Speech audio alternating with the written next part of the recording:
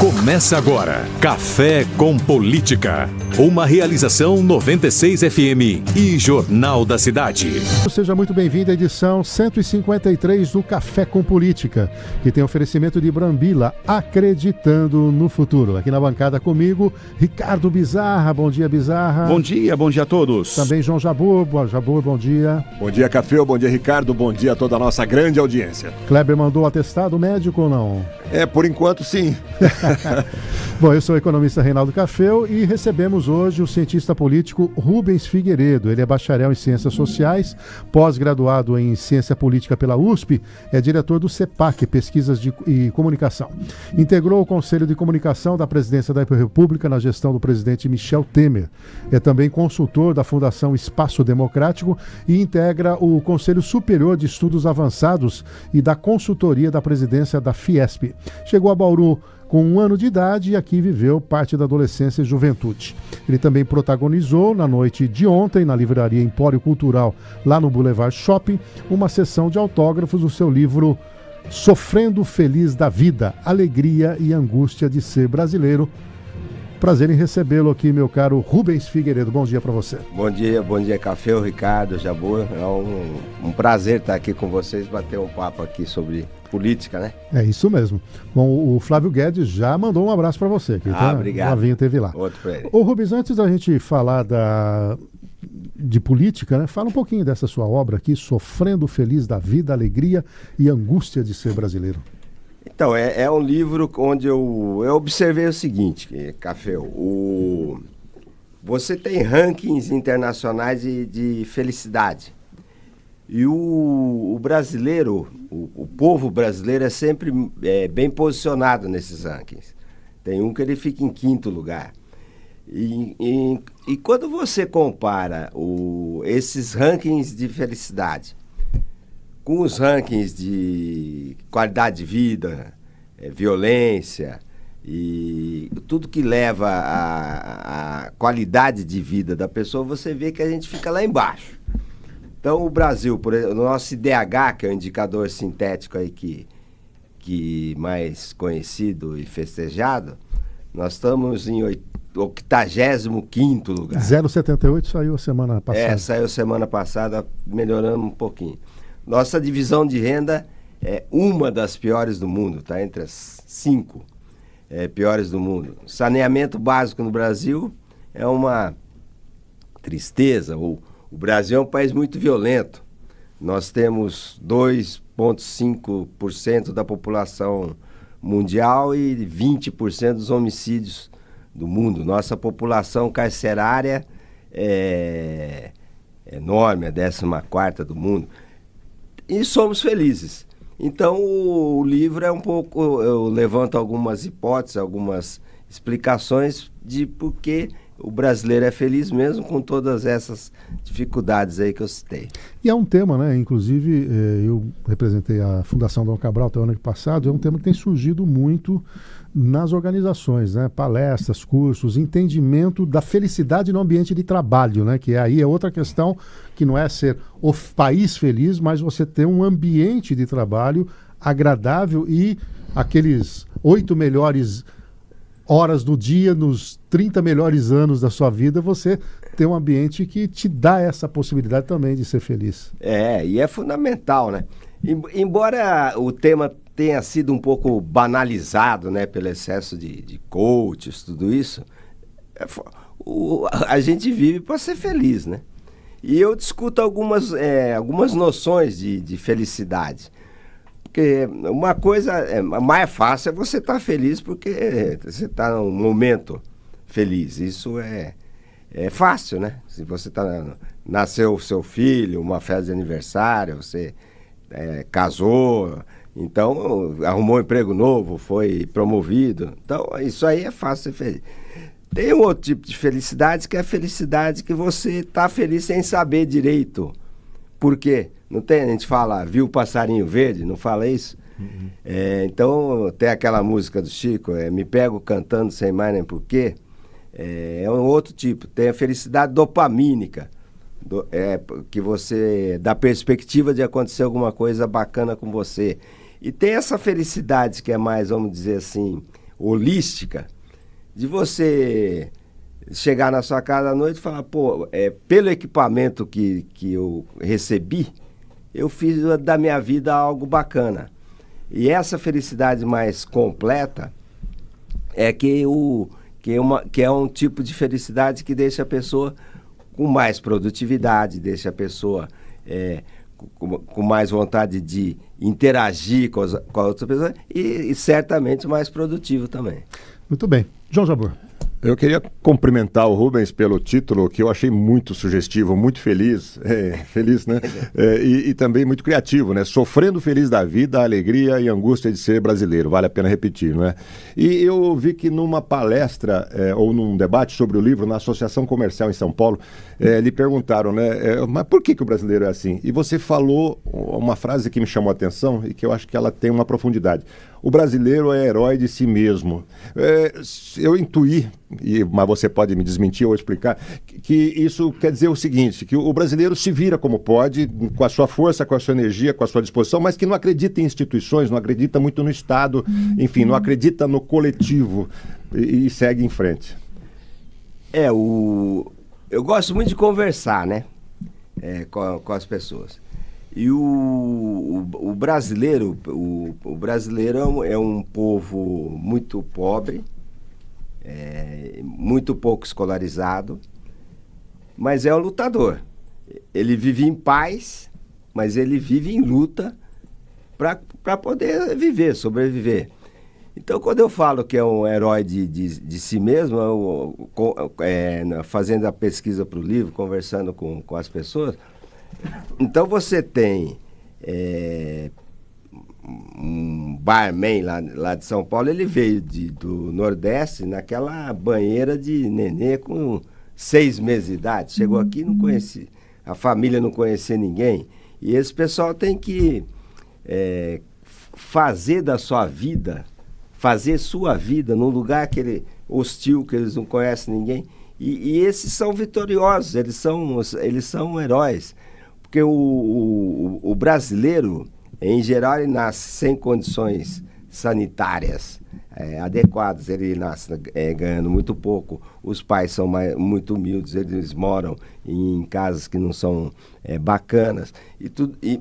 Apesar de tudo isso, eles conseguem sobreviver e muitos deles, mas muitos mesmo, vencerem na vida. Quer dizer, o migrante que vem para cá, para os grandes centros urbanos, é um herói, eu não tenho dúvida disso. Agora, Rubens, fazendo esse recorte do que você fala da baixa infraestrutura, das condições sanitárias ruins, da pobreza, há anos a gente vem discutindo no país um modelo econômico que permita combinar crescimento econômico levando ao desenvolvimento econômico, né? Quer dizer, crescer só o bolo não quer dizer necessariamente que você vai fazer justiça social, haja vista, por exemplo, a década de 70 do século passado. E todos os governos que entram, populares ou não, populistas ou não, sempre vão nessa direção. O próprio presidente Lula insiste, né, em falar da questão da fome, que a pessoa tem que fazer 3 refeições e tudo mais. Você acredita, com toda a experiência que você tem, que em algum momento a gente vai acertar a mão nisso? Veja o caso do saneamento, né? Tem um marco do saneamento aí, era para ser para iniciativa privada, aí um questionamento do atual governo que não, que tem que ter, aí emperra, né? A gente fala, hoje nós estamos falando do Bolsa Família, que vai diminuir agora de 2 anos para 1, se a pessoa ultrapassar o limite per capita. Aí você tem mais de 150 bilhões de reais transferidos de renda. Será que em algum momento nós vamos ter essa emancipação, entre aspas, para a felicidade ser também completada com bem-estar? Olha, Café, o Estado brasileiro ele é um produtor de desigualdade. Ele funciona ao contrário do que deveria funcionar, né? Pega, por exemplo, a nossa estrutura tributária, por exemplo. A estrutura tributária brasileira pune quem ganha menos, claramente, né? Nos países desenvolvidos você tem uma tributação maior de renda e de transferência de propriedade e uma tributação menor de consumo. Aqui no Brasil a gente taxa fortemente consumo e proporcionalmente quem paga mais imposto são exatamente os brasileiros que ganham menos. O Estado brasileiro ele é deficitário, a nossa justiça é a mais cara do mundo, né? Custa 1,4% do PIB, em termos percentuais é a mais cara no mundo e oferece um serviço de qualidade muito discutível. A gente não tem saneamento básico, a nossa infraestrutura é ruim, o Brasil é um país caro, para se viver. Então, tudo isso gera um desconforto que aí as pessoas vão vivendo pior do que poderiam viver. Agora se pergunta, isso vai mudar? É difícil, porque você tem, desde de 89, a gente tem um discurso, uma visão de mundo de esquerda, que é uma visão populista, e aonde o Estado tem que se sobressair. Agora, o Estado, que é importantíssimo num país pobre, é um Estado que rouba, por exemplo, o aposentado. Então, você tem um Estado que é disfuncional. E isso só vai mudar se você não tiver governos populistas. E essa mudança de um Estado menor, um Estado mais eficiente, que consiga dar conta daquilo que ele tem que fazer, é uma proposta, é um caminho que não tem muito apelo na sociedade. O que tem apelo na sociedade é justamente o contrário: o Estado gastar mais, dar Bolsa Família. Agora, esse empréstimo consignado privado, por exemplo, que é um negócio do outro mundo. Pô. Eu tenho meu dinheiro que está no fundo de garantia, aí eu dou esse dinheiro como garantia no empréstimo. Aí eu empresto. Esse dinheiro meu rende 6% ao ano. Aí o banco me empresta com lastro no meu dinheiro e cobra 18%. Então são coisas dessa natureza que você vê que é difícil. Eu estou muito cético com essa melhoria do Estado, que a gente vê exatamente o contrário. São membros do Poder Judiciário, por exemplo, ganhando cada vez mais, celular de graça, trabalhando cada vez menos. Isso revolta a parcela da sociedade. Esse do celular saiu no Tribunal de Contas do Estado de São Paulo, uma decisão que os juízes do Estado, na verdade do Tribunal de Contas, se não me engano, que devia dar que podem comprar iPhone por 15 mil, 18 mil e só entregar lá e faz um reembolso. Teve um lá que já comprou tablet e tudo mais, e bancado pelo Estado, porque dizem que eles são comissionados e que, enfim, é isso aí que o Rubens está colocando. O detalhe é que o equipamento fica para eles, não é nem do patrimônio público. Exatamente. Jabor. Rubens, ainda na esteira dessa discussão e aproveitando que você citou o populismo, né, que eu sempre falo aqui nas intervenções, quando possível, que é uma praga, né, de países em desenvolvimento ou países mais pobres. O populismo, de fato, eu vejo como uma trava, não é de agora, de muito tempo, né?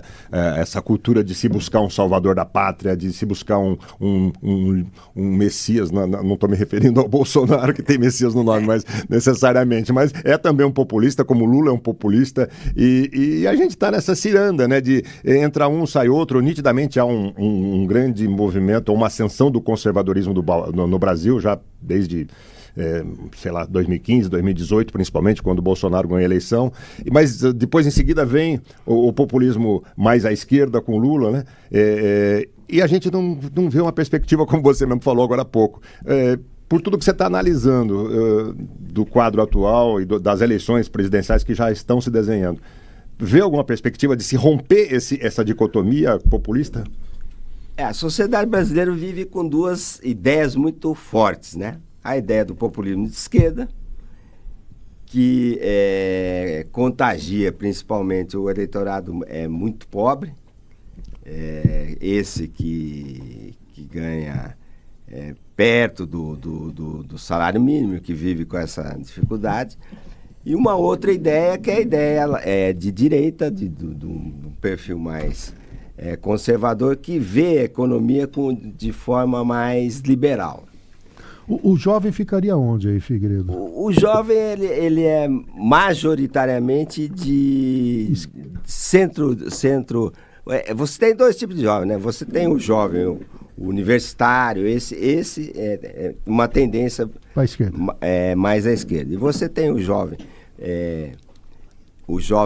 de classe mais baixa, que hoje ele vê uma possibilidade de ascensão através do empreendedorismo.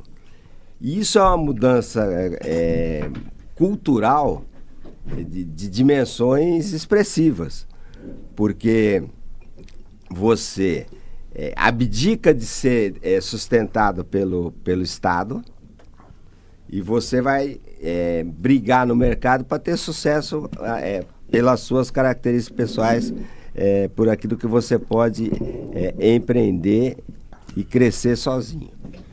Então essas duas ideias, elas estão bem sedimentadas na sociedade. Aí você tem uma possibilidade de uma candidatura de centro que, nesse contexto de polarização, não empolga muito. Porque o discurso de centro, você tem de um lado discurso forte, vamos ajudar os pobres, a elite é ruim, a gente precisa dar dinheiro para as pessoas, a gente luta contra a exploração, a fome, esse é o discurso da esquerda. Tem o discurso e o negócio identitário também, né? Porque racismo, homossexualidade. As pautas de costume. As pautas de costume, aonde a esquerda tem se agarrado, né? No período recente. Nessa visão progressista. E eles se autodenominam progressistas, né? Eu não sei se é progressismo isso, mas eles se autodenominam como progressistas. E do outro lado você tem uma visão mais liberal, uma visão mais conservadora nos costumes. Você tem essa ideia de empreender, que é uma coisa forte, e você tem uma religião, que são os evangélicos, que é uma religião forte e crescente, que respalda esse conjunto de ideias e de comportamentos. Então são duas forças muito grandes e dificilmente no meio aí dá para entrar um discurso de centro. Agora, só fazendo um recortezinho, que você citou a questão da juventude, o Rubens comentou, eu até estava lendo sobre isso recentemente, né? Eu não sei se a maioria do jovem é de direita, de esquerda, conservador ou progressista, sei lá, mas é nítido que no ativismo da direita há muito mais jovens hoje, né? O Nicolas encarna bem isso. E aí você olha para o campo da esquerda, mesmo aqui nos nossos ambientes e nacionalmente, eu vi até uma pessoa tentar lembrar alguém da esquerda e falou, o Lindenberg. Falei, mas o Lindenberg está com quase 50 anos. Ele, de fato, ele espelhou mesmo o jovem da esquerda, mas tanto isso que tenta usá-lo para se contrapor ao Nicolas, ele sempre leva de lado, né? Não tem como. E não é jovem, tem quase 50 anos de idade, mas é só esse recorte, porque certo. De fato há uma mudança. É um pai, quase avô do Nicolas. É verdade. 7h52, estamos com o Rubens Figueiredo, que é cientista político. Agora, o Rubens, essa questão da polarização, ela não existia até Bolsonaro. Estou fazendo a leitura errada? Não. Não, né? Então, a gente tem discutido aqui nas mesas que o morno não vai ter vez. Isso quer dizer o seguinte, vamos pegar o caso aqui da última eleição para o governo do estado de São Paulo, né? O candidato, então, do governo, do PSDB, tentou essa coisa, não, eu não vou nem para cá, nem para lá. O Tarcísio, apoiado pelo Bolsonaro, acabou emplacando, né? E, por outro lado, você tem cidades como Bauru que tem um posicionamento conservador. Por essa ótica, tirando Lula e Bolsonaro, você enxerga alguém que poderia representá-los em cada um do escopo? Né? Vamos imaginar, Bolsonaro fora da parada se ficar inelegível e condenado para até ser preso. Lula por conta... O Lula acho que tem dois aspectos na minha visão que ele não levaria a sua reeleição em frente. Uma delas é a vaidade dele, ou seja, tenho chance de perder, então eu não quero ir, porque eu não vou levar meu último mandato nas costas como alguém derrotado, e a questão da idade, e eu colocaria até um terceiro, esse relacionamento que ele tem com a primeira-dama, tal, parece que ele quer curtir um pouco mais a vida e esses compromissos oficiais acabam impedindo. Caso ele não possa, né, e o Bolsonaro também não, quem que você vê? O Tarcísio seria esse representante da direita e o Haddad da esquerda, ou surgiria outro nome nesse contexto? Olha, o primeiro ponto é que o Lula é um fenômeno. O Lula é um fenômeno político de nível mundial, né? Porque eu vou voltar depois de tudo que aconteceu, porque realmente ele tem uma força extraordinária. A minha avaliação é a seguinte: não sendo candidato nem Lula nem Bolsonaro, a esquerda perde mais. Porque o Lula, ele aumenta o campo da esquerda. O Lula venceria a eleição preso. E o Haddad não tem o mesmo carisma, a mesma inserção nas classes mais pobres e o mesmo histórico, né? Ao contrário, a ideia que o eleitor mais humilde tem é que o Lula permitiu que ele consumisse. A vida dessas pessoas mudou. Eles compraram o celular, compraram televisão de tela plana, compraram carro, moto. Então essa memória desse momento da economia é muito forte. E o Haddad é visto mais como alguém que está taxando, querendo dar alguma organização ali nas contas públicas. Então, a esquerda perde mais. A direita, você falou um pouco da personalidade aí do Lula. A personalidade do Bolsonaro é de alguém também que vai colocar um candidato da família dele. Eu não tenho a mínima dúvida de que vai ser ou a Michele, ou o Eduardo, o Flávio eu já acho mais difícil, mas vai ser algum Bolsonaro. Inclusive na entrevista ao UOL que ele esteve antes de ontem com o Josias, indagado sobre isso, né? Por que ele alimenta essa questão? Primeiro ele foi muito sincerão, né? Ele falou, eu não vou deixar de ser candidato, porque senão vocês não vão me procurar mais. Ou seja, aquela coisa da vaidade e de querer ter protagonismo, né? Tanto que ele tem espaço e é incrível como ele é. Eu estava acompanhando ao UOL, naquele momento eles estavam com uma entrevista anterior com 7 mil, 8 mil pessoas simultâneas no YouTube.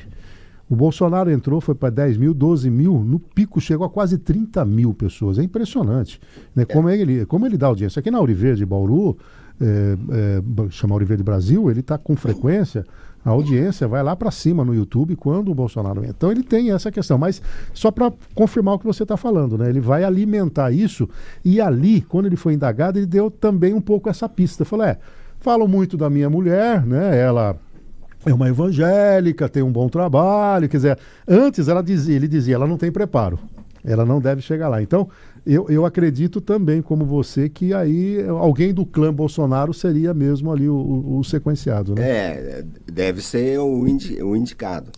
E esse indicado pelo Bolsonaro representa um campo de forças bastante interessante, porque o eleitor médio do Lula, do PT, é uma senhora com 45 anos, eleitor típico.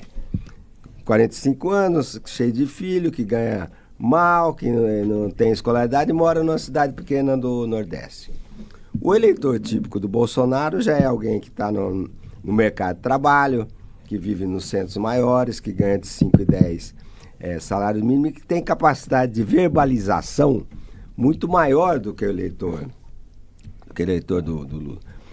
Agora, Caféu, Jabur e Ricardo, eu não tenho a mínima dúvida que vai ter um derrame de dinheiro público aí para o eleitorado mais de menos renda, como nunca se viu na história desse país, como ele gosta de dizer. Eles vão fazer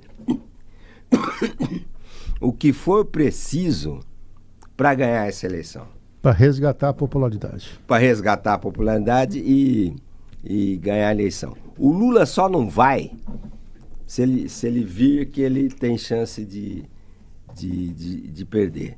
Para não sair com essa coisa do derrotado. Para não sair com... Agora, eles vão fazer o que for porque você tem hoje, a gente estava comentando ontem, né? Você tem 4 governos, na verdade. Você tem o governo Lula, que vai gastar tudo o que for preciso. Tem o governo Lula do Haddad, que quer dar um pouco de disciplina, né, nas contas públicas. Você tem o governo do Congresso, que é impressionante, né? 25% dos recursos orçamentários discricionários, o Congresso que manda para onde ele quiser. E você tem o Supremo governando também, fazendo aquele... nesse contexto fica difícil você ter alguma coisa eficiente. Hoje recebendo o cientista político, o Rubens Figueiredo, que lançou ontem o livro, o Sofrendo Feliz da Vida, Alegria e Angústia de Ser Brasileiro. Daqui a pouco a gente vai falar onde é possível comprar o livro aí do Rubens Figueiredo.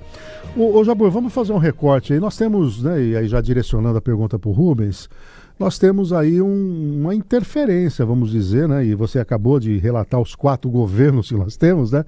E o Supremo tomando decisões rápidas e confrontando até com o próprio Congresso Nacional. Acho que os 2 fatos mais recentes envolvem a questão do ramagem, né? Que houve uma decisão ali na Câmara dos Deputados e por uma votação até expressiva, dizendo, ele não pode ser tratado lá na primeira turma, tem que passar aqui pelo Congresso. E há também uma leitura de um novo embate agora com a decisão da Carla Zambelli de ficar 10 anos reclusa sem passar também pelo Congresso. Como é que você vê, a partir desses 2 casos, a atuação do Supremo e esse, vamos dizer, embate aí com o Congresso Nacional? Na verdade, o Brasil vive um processo de hiperexcitação institucional, né? Você tem um Congresso que manda muito e tem consciência de que cresceu o seu poder, e você tem um Supremo que é quase uma aberração em termos institucionais, que pode se miscuir em qualquer assunto, desde que seja instado, né? Então isso gera essas crises quando você tem uma instituição que defende alguém que faz parte dos seus quadros, e você tem o Supremo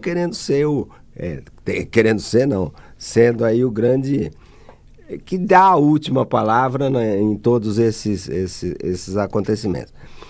E você tem um personalismo na atuação dos nossos ministros que não é salutar, né? Você tem eles têm uma necessidade de aparecer, cada um quer fazer mais que o outro, se mostrar mais para a opinião pública, tá mais para a fogueira das vaidades do Tom Wolff do que para alguma coisa parecida com Montesquieu, né? Então, isso cria na sociedade uma ideia de que os poderes se atritam, e muitas das decisões chegam na opinião pública como não sendo justas. E isso é algo extremamente grave. Jabor. Antes de fazer a pergunta, mandar um abraço aqui para o ouvinte internauta, o Sérgio Campos, o Serginho, meu conhecido. Rubens, esses 4 governos que você falou, entre outras, esse poder excessivo nas mãos do Supremo, entre outros fatores, outros fenômenos aí que parecem, inclusive, distorcer os princípios democráticos, né, da própria democracia, me parece que contam com um certo consentimento, uma certa permissividade por parte da população. Eu queria entender um pouco isso. Eu não sei se isso não é um fenômeno local, um fenômeno mundial. Inclusive, fechar hoje um congresso passar por cima de regramentos, de Constituição, parece uma coisa que está ficando normalizado no Brasil e também no mundo afora, né? E a gente via há tempos atrás, a gente tem lastro para falar de outras épocas, né? Que havia um cuidado muito maior, que havia um respeito muito maior às instituições, que havia até povo na rua, né? E até acho que o Ulisses Guimarães é que dizia que o político só tem medo de uma coisa, que é o povo na rua, né? Mas eu não sei se é o povo que não está indo para a rua, que não está se manifestando, que se individualizou demais para correr atrás da vida, né? O herói de si mesmo, ou se de fato há uma tendência mundial e as democracias estão em xeque nesse momento. Você tem pesquisas internacionais, inclusive o Instituto Ipsos tem uma pesquisa que todo mundo deveria conhecer, que mostra exatamente isso que você está falando, uma certa condescendência maior com atitudes mais, digamos, autoritárias. O eleitor mundial, ele quer um Estado mais atuante, ele quer um líder mais, vamos dizer assim... Mão pesada, forte. Mão pesada, que demonstre mais força. E se ficar numa dúvida, numa bola dividida, entre alguma coisa que o governante tenha que fazer, passando por cima da ordem institucional, desde que agrade a opinião pública, ou esperar para que as instituições deem a resposta, as pessoas preferem algo mais acelerado e com mais força do governante. E eu sou um cara de ranking, né? Um profissional de ranking. Então eu vou dar aqui o ranking de quem come mais aqui o pão de queijo nesse nosso programa aqui. O Bizarra realmente está em primeiro lugar. O tamanho dele já o diz. Ele tem realmente um apreço pelo pão de queijo. Uma mineiridade. Né? Uma mineiridade. Em segundo lugar está o Caféu. E eu aqui e o Jabor, nós estamos em terceiro, mais comedidos aqui na nossa... Ô Rubens, falando um pouquinho da questão do futuro, principalmente do Bolsonaro, né? Eu queria a sua opinião. Primeiro, se ele, com todos esses processos, o fim dele mesmo é a cadeia, e há um movimento comandado pelo filho dele, que está nos Estados Unidos, né? Entendendo que em algum momento... vai ter algum tipo de retaliação americana, ou com Alexandre de Moraes, que não pode ir lá, com o fisco de bem. Como é que você vê essas duas questões? Do processo do Bolsonaro, o curso que pode tomar e aonde pode chegar, e se efetivamente é fantasioso, é só uma bravata, ou tem mesmo como algum organismo internacional, por exemplo, nessa leitura de um certo autoritarismo que a gente tem observado no Supremo, poderia vir de fora algum tipo, não de intervenção, mas de alerta ou algo nessa pressão, linha, uma pressão. Eu acho difícil, começando pelo segundo ponto, né? Eu acho difícil porque essa história de você buscar organismos internacionais, o PT foi o zero e vezeiro em fazer isso, recorrer à Corte de Haia, lawfare, que estavam perseguindo o presidente Lula, que ele foi preso injustamente. Isso é um jogo de cena de política, mais ou menos óbvio, né? Que acontece na maioria das vezes, onde casos dessa natureza acontecem. E eu não tenho dúvida que o Bolsonaro vai ser preso com alguma celeridade, né? Com alguma celeridade. Essa prisão do Collor já insinua que uma postura do Supremo mais ativa e buscando uma maior celeridade em casos dessa natureza. Agora, o que me parece que diminuiu foi a capacidade de mobilização do Bolsonaro e do PT, que já vinha vindo, né? Hoje o Lula é incapaz de andar na calçada aqui na frente do prédio. E você não tem mais aquela mobilização que tinha do Bolsonaro depois que ele perdeu o mandato. A gente lembra, teve algumas manifestações de milhões de pessoas. Peso em várias cidades. Isso não está da mesma maneira agora. Por outro lado, você tem hoje...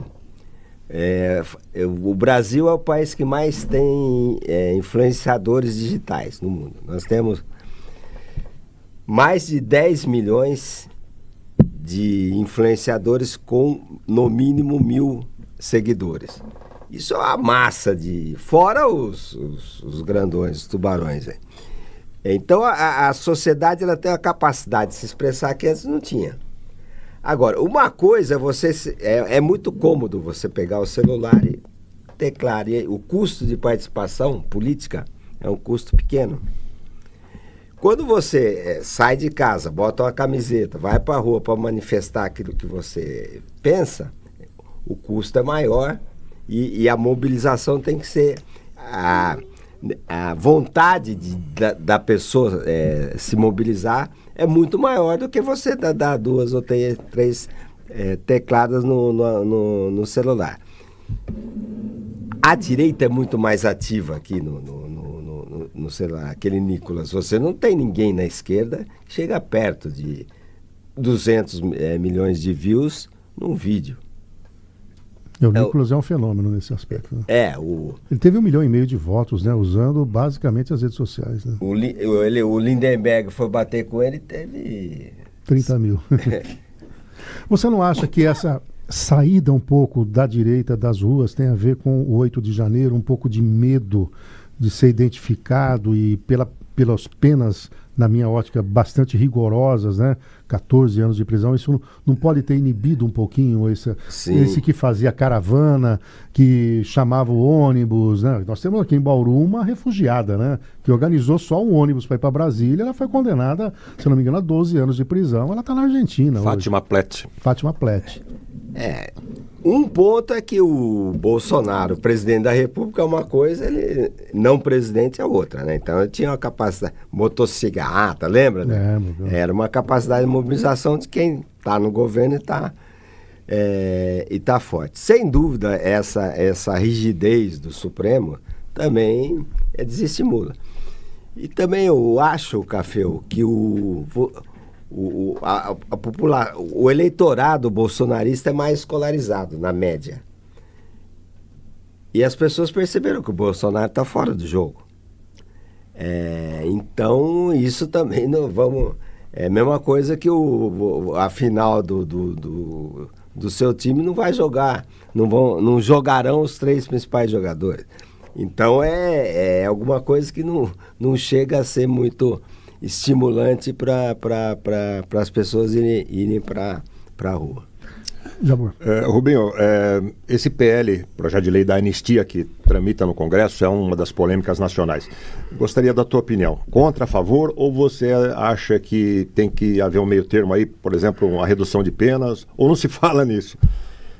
Olha, é fundamental da democracia brasileira que a gente tem que preservar a qualquer custo, que a sociedade perceba que as decisões do Supremo são justas.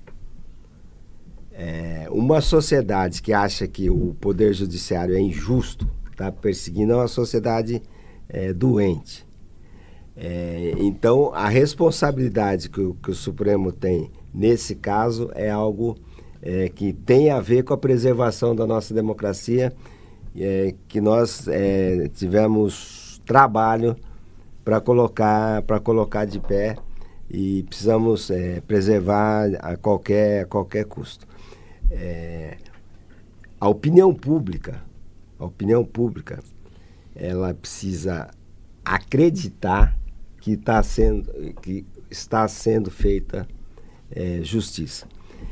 E casos como 17 anos de prisão para uma mulher que escreveu Perdeu o Mané, né? Com batom, me parece completamente desproporcional ao fato que gerou essa ação jurídica. Isso é ruim. Isso é ruim porque a sociedade começa a perceber que está havendo uma manipulação para você excluir do jogo político determinada tendência. Isso é péssimo. Por outro lado, uma anistia, nós não devemos estimular algo como aconteceu dia 8 de janeiro. Aquilo lá é grave. Aquilo lá tem só gravidade. É óbvio que a manicure lá do batom não deu um golpe de Estado. Um golpe de Estado é uma coisa muito diferente disso aí. Ela era uma das manifestantes. Então, uma coisa que você precisa é enquadrar em cada crime, em cada tipologia de crime e de aquilo que realmente aconteceu.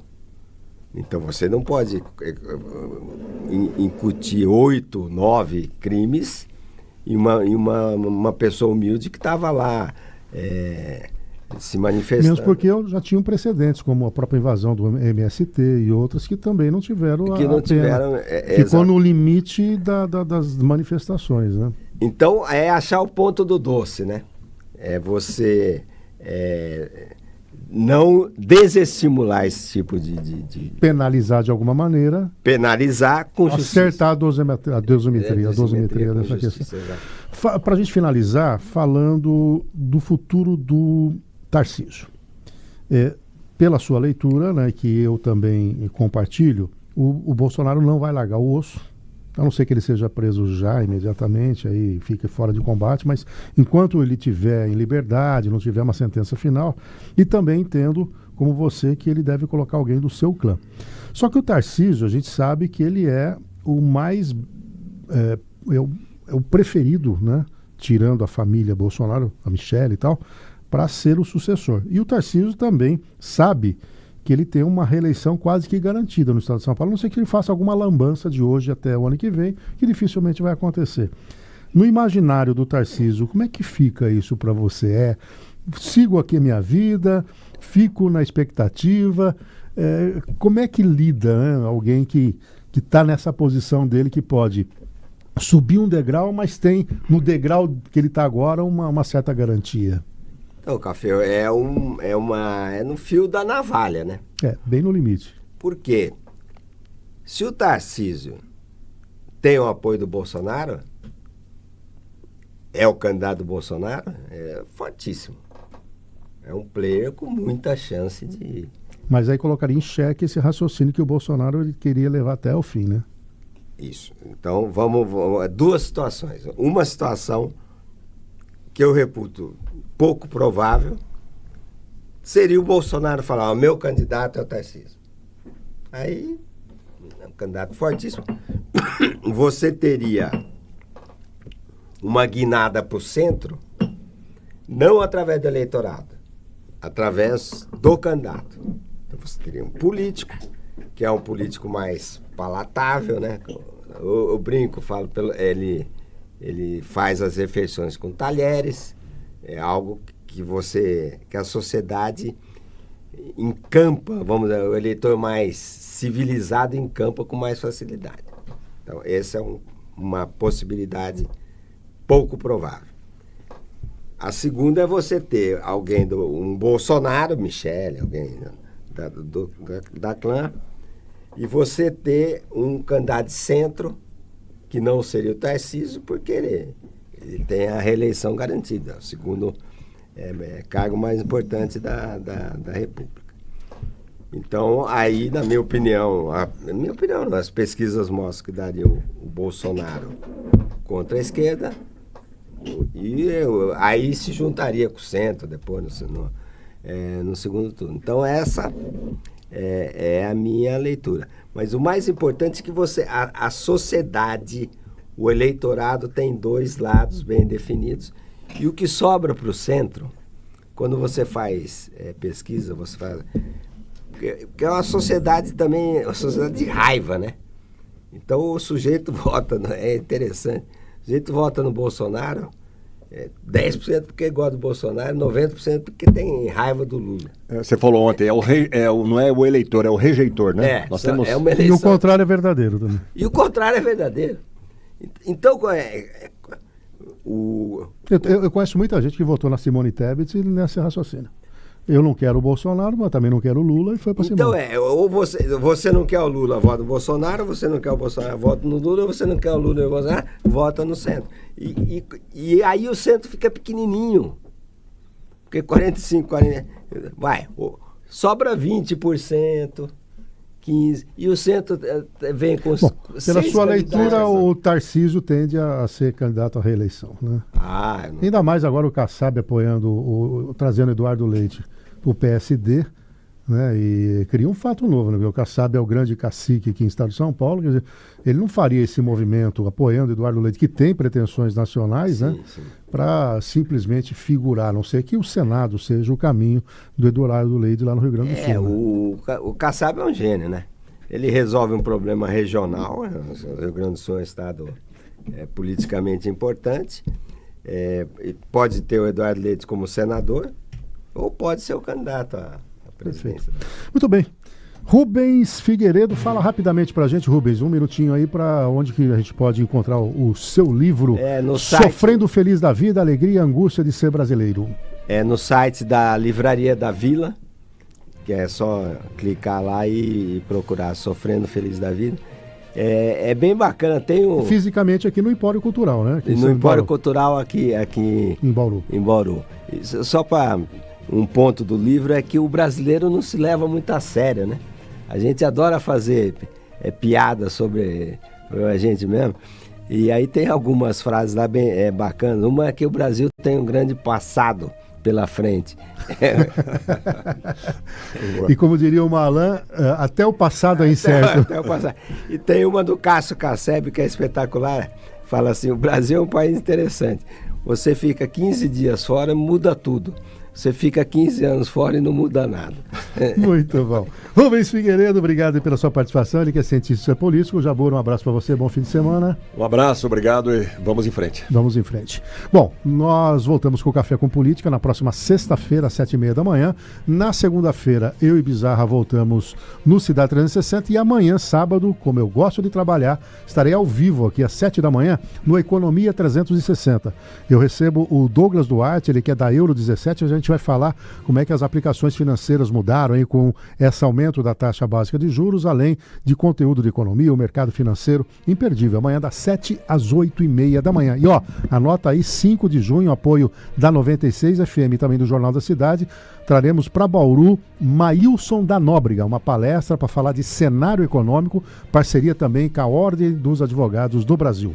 Vou trazer mais detalhes disso na nossa programação. E a você uma excelente sexta-feira, um ótimo final de semana. A gente volta a se falar na segunda-feira, bem cedinho, às 6 horas da manhã, com mais uma edição do Cidade 360. Uma ótima sexta-feira, um excelente final de semana. Tchau, tchau!